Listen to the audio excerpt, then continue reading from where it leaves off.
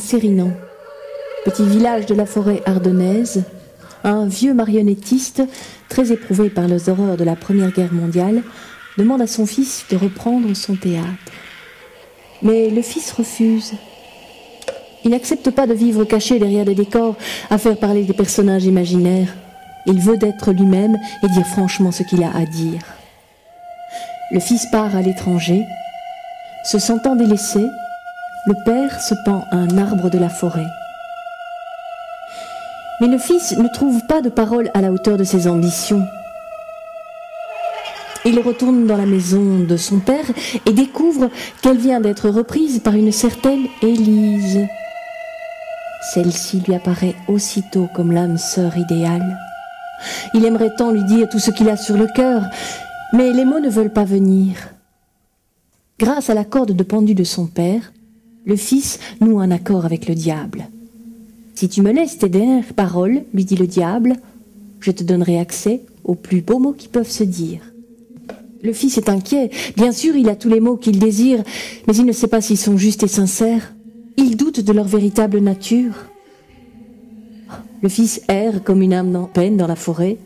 Il s'écroule au pied de l'arbre de son père et sombre dans le grand espace vide.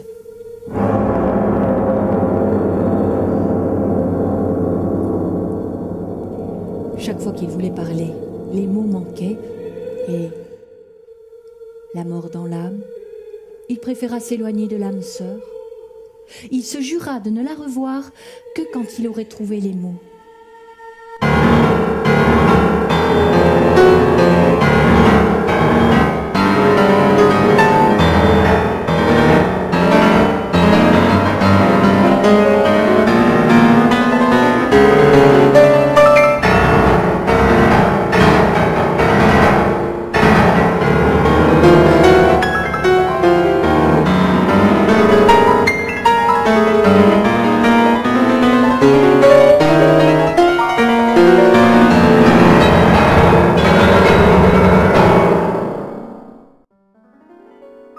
Et le fils se dit, la nature donne des signes, ça c'est sûr. Elle lance des appels répétés, c'est certain. Mais peut-être ces appels ne me sont-ils pas destinés?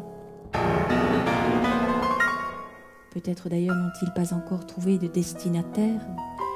Ou peut-être simplement ces signes vont-ils dans tous les sens? Peut-être même n'y a-t-il aucun sens à tout cela.